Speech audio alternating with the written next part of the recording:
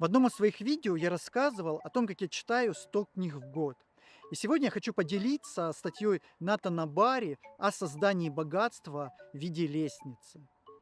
Натан Барри– это миллионер, он создал компанию с годовым оборотом 18 миллионов долларов. И он говорит о том, что богатство или быть богатым– это навык, который нужно развивать. Он сравнивает это с музыкальным инструментом, когда вообще не умеете играть, вы не можете сыграть концерт, но если вы будете шаг за шагом, ступенькой по ступенькой осваивать этот навык, то в конце концов вы сможете играть концерты как великий музыкант. Самое главное в этой модели– переходить от ступеньки к ступеньке и подниматься все выше и выше. И тогда вы достигнете желаемого и покорите все высоты. Вся эта модель состоит из 4 лестниц со своим потенциалом дохода и со своими необходимыми навыками. Первая лестница– это обмен времени на деньги. Она состоит из 2 ступенек. Самая нижняя ступенька– это когда вы обмениваете свое время почасово. Это, к примеру, вы работаете таксистом или грузчиком, или одноразово как-то сиделкой или няней. Преимущество такой работы– то, что легко начать. Вам не нужно обладать какими-то специфическими навыками. Кроме как и таксистам, там вам нужно водительское удостоверение. И на такой работе, чем вы дольше работаете, тем вы больше получаете. Но если вы заболеете, если что-то с вами случится, за это вы вообще не получаете деньги.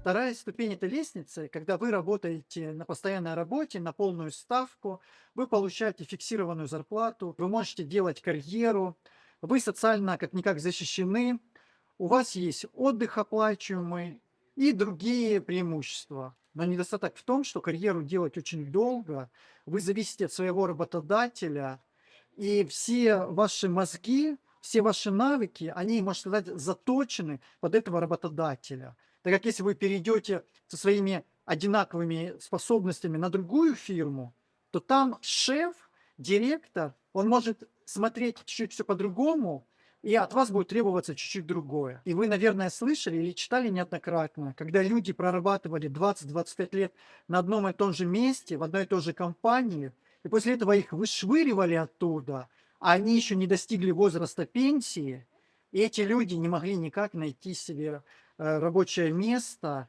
и некоторые из них заканчивали жизнь самоубийством. Следующая лестница– это лестница сервисов и услуг. И самая нижняя ступенька– это так называемый фриланс. Когда вы свое время обмените на деньги, но это уже ваши клиенты. К примеру, вы регистрируетесь на специальных сайтах, где предлагаете свои услуги. И на этих сайтах вы выставляете цену своего часа. Преимущество этой ступеньки в том, что вы стали независимым. Вы сами можете указывать цену вашего часа.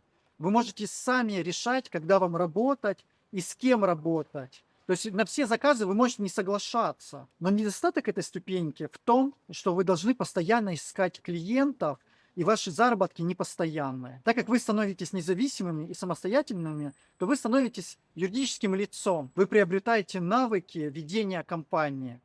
Это открытие компании, ведение бухгалтерии, налоги, а также организация самостоятельной своей работы.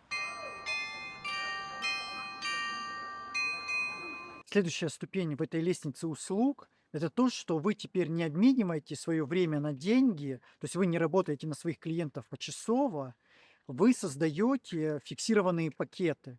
То есть это будут уже пакеты услуг, в которых все включено, и таким образом вы продаете эти пакеты. К примеру, свадебные фотографы, где вы берете деньги за конкретную свадьбу, куда входит уже все. То есть это фотосессия, видео, создание альбомов и так далее. А если говорить за IT-услуги, к примеру, вы разработчик мобильного приложения. И если раньше вы делали правки почасово для конкретного клиента, то теперь вы просто создаете приложение под ключ, куда входит все. Преимущество этой ступеньки в том, что теперь вам платят за ценность, а не почасово. Из-за этого прибыль ваша увеличивается. Но минус в том, что вам очень тяжело масштабироваться, так как вы все делаете сами, и вы не можете взять заказов больше, чем времени у вас есть. И поэтому переходим к следующей, высшей ступеньке. Это когда вы нанимаете команду. То есть у вас остается примерно все то же самое, только теперь люди делают вашу работу. Вы платите им или зарплату, или также на фрилансе вы держите этих людей, вы платите просто им меньше, чем вы получаете за эту работу. И вот таким вот образом вы можете масштабироваться. То есть вы можете брать все больше и больше, клиентов, чтобы делать им услуги. Недостаток этого, то что вам теперь нужно управлять людьми.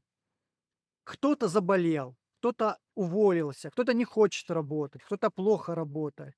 То есть все это как бы негативно сказывается на работу и на сервис, который вы предлагаете. Также, если эти люди у вас на зарплате, вы должны как-то им обеспечивать рабочее место, вы должны своевременно всем платить зарплату и так далее, и так далее. На данном этапе ваша работа будет заключаться только в продаже ваших услуг.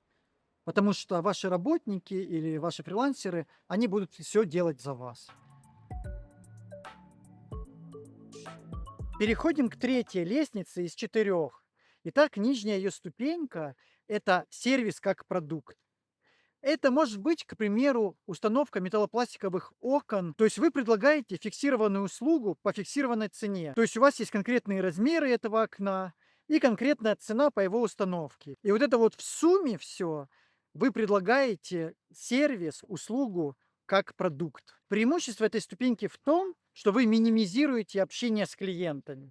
То есть он прямо на сайте заказывает конкретный размер этих окон, и он знает, в какой срок ему и где будут устанавливать. Следующая ступень — это когда вы услугу предлагаете по подписочной модели. К примеру, бухгалтерские услуги, где ежемесячно бухгалтеру вы платите за ведение вашей компании. Преимущество этой ступеньки в том, что вы ежемесячно прогнозируемо будете получать доход. Следующая лестница — это продажа продуктов. Продукты можно один раз создать и многократно их копировать и продавать. И первая ступень — это продажа цифровых продуктов. К примеру, вы можете создать какие-то курсы и продавать их онлайн через интернет. То есть люди будут скачивать это и пользоваться. И вы можете продавать таких продуктов очень и очень много. Преимущество то, что это низкие затраты. Вы создаете продукт в одном экземпляре, и после этого вы копируете его многократно. А недостатки в том, что есть большая конкуренция, есть пиратство, и вы должны сформировать свою аудиторию, чтобы покупали именно ваш цифровой продукт. То есть вы должны быть как бы спецом, специалистом в этой области. К примеру, вы продаете свои книги какие-то, или какие-то видеокурсы, и люди должны вам доверять, чтобы это покупать. Следующая ступень — это продажа в существующих экосистемах. Это, к примеру, продажа товаров на Амазоне или продажа своих приложений в App Store. Это где находится приложение для айфонов. Или для Android, это, к примеру, Google Play. Также вы можете продавать курсы, к примеру, на таком сервисе, как Udemy. Преимущество продаж таких экосистем в том, что там уже находится много людей, и вам очень легко начать продавать свой продукт. А недостаток в том, что вы полностью зависите от этих экосистем, и если Amazon или App Store решит удалить ваше приложение или ваш товар, то вы ничего не сможете с этим сделать. Следующая ступенька — это продажа своих продуктов через ваши онлайн-магазины. Преимущество этого то, что вы полностью независимы, вы сами решаете, как и кому продавать, и вы независимы от этих экосистем, как Amazon, eBay и других. А недостаток в том, что вам нужно раскрутить свой онлайн-магазин, то есть его должны знать много людей и к вам обращаться.